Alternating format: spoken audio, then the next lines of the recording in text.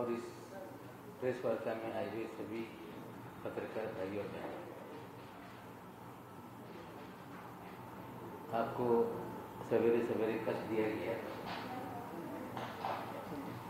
कुछ अधिक जानकारी मुहैया कराने के लिए। जैसा कि आप अवगत हैं, पिछली 6 तारीख को हमने प्रेस कॉन्फ्रेंस में एनसीबी को लेकर कुछ सवाल खड़े किए थे। इसमें केपी गोस्वामी का मामला था, मनीष भालूशाली का मामला था, बीजेपी के नेताओं से उनके संबंध का मामला था। और उस प्रेस कॉन्फ्रेंस में आप लोगों ने मेरे दामाद का सवाल मुझसे पूछा।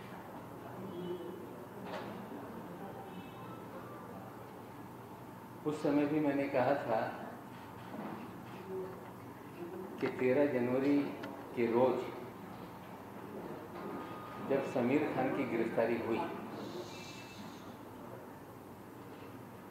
सारे मीडिया के लोगों को मैंने जवाब दिया था कि कानून से कोई बड़ा नहीं,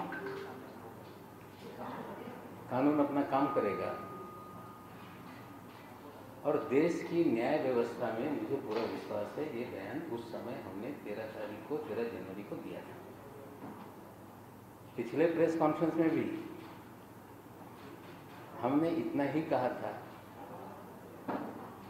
लेकिन भारतीय जनता पार्टी के सारे नेता एक ही बात कर रहे थे सारे देश के चैनल पर कि नवाब मलिक का दामाद ये ड्रग डीलर है, उसकी गिरफ्तारी हुई, खुन्नस में ये इस तरह का एनसीबी को बदनाम करने का काम कर रहे हैं। अफसोस की तो बात यह है कि एक माजी मुख्यमंत्री भी अलग से वीडियो बनाकर उन्होंने मुझ पर हमला करने का काम किया, राजनीतिक।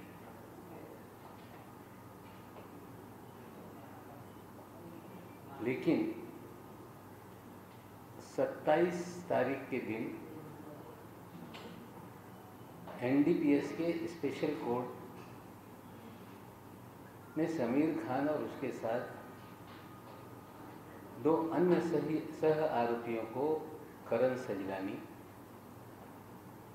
और राहिला फर्नीचर वाली को 8.5 महीने जेल में रहने के बाद जमानत देने का काम किया। उसके बाद हमारी प्रेस कॉन्फ्रेंस हुई, लेकिन जो एक रिटन ऑर्डर होता है वो जज साहब के माध्यम से हम लोगों को प्राप्त नहीं हुआ। कल सवेरे 11 बजे जो कोर्ट का पोर्टल है ऑनलाइन, उस पोर्टल पे जस्टिस जोगलेकर जी का ऑर्डर लोड हुआ और जोगले सर करके जज साहब के ऑर्डर लोड होने के बाद हम लोगों ने उसे ऑनलाइन लोड करने के बाद चीज़ें पढ़ी। उसको मैं समझता हूँ कि आप जिस तरह से हमारे मीडिया में मेरा नाम लेकर पूरी खबरें 8.5 महीने चली, मेरे दामाद को 8.5 महीने जेल में रहना पड़ा और एक उनकी बीवी जो मेरी बेटी है वो अलग ट्रॉमा में थी,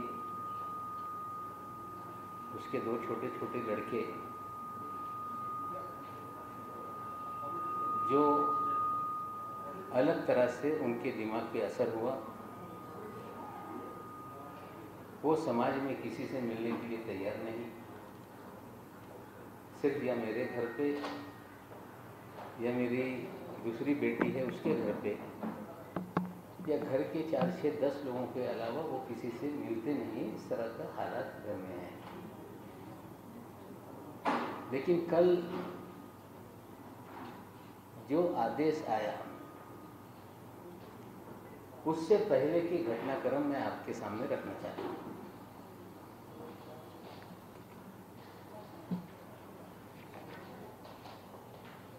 आप सभी साथियों को पता है कि 8 जनवरी 2021 के दिन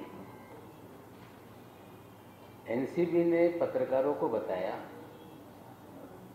कि 2 पार्सल यूनिवर्सल कार्गो से ट्रेस किए गए,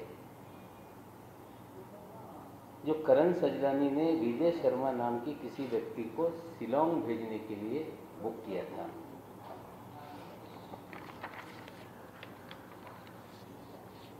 नौ जनवरी के दिन करण सजलानी जो बांद्रा में रहते हैं, उनके घर पे रेड की गई और एनसीबी ने पत्रकारों को बाकायदा प्रेस रिलीज निकालकर 200 किलो गांजा बरामद किया गया है। इस तरह से खबर आप लोगों को 9 तारीख को दी गई। उसी 9 तारीख के दिन एनसीबी के अफसर के नंबर से सभी पत्रकारों को एक प्रेस रिलीज और 4 तस्वीरें दी गई। वो मैं आपको स्क्रीन पे दिखाता हूँ। नंबर ये आप देखिए, नंबर है 98201 11409। इसी नंबर से तस्वीरें दी गई 4 और ये प्रेस नोट निकाला गया है कि इस तरह से एक ब्रिटिश नागरिक को हमने गिरफ्तार करने का काम किया और उसको बड़े पैमाने पे कवरेज देश के चैनलों पे और अखबारों पे आप लोगों ने प्रसारित करने का काम किया। नंबर बहुत इंपॉर्टेंट है, आपको देखना पड़ेगा कि ये नंबर से ही सारे लोगों को मैसेजेस दिए गए। फिर से नंबर देख लीजिए आप, 98201 11409। लाइट चालू करो। जो तस्वीरें थी वो रिपब्लिक टीवी पे चली। वो तस्वीरें अलग अलग मीडिया में ऑनलाइन छपी।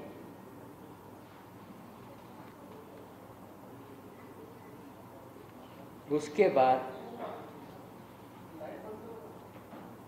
9 जनवरी के दिन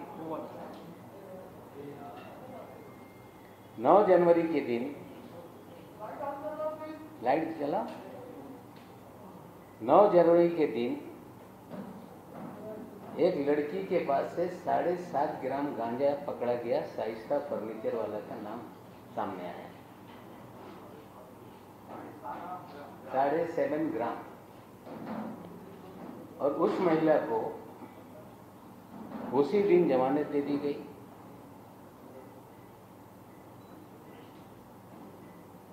उसी के साथ साथ रेड की गई प्रिंस पान न्यू दिल्ली।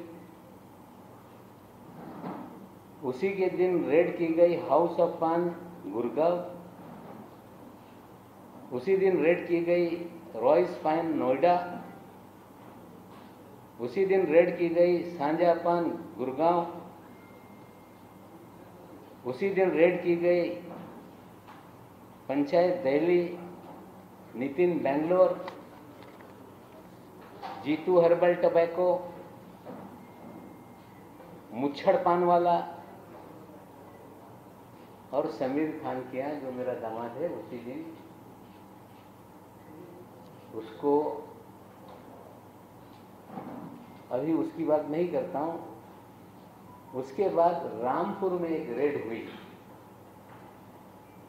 और जिसकी भी जानकारी एनसीबी ने दी और वो सारी खबरें आप लोगों ने चलाई।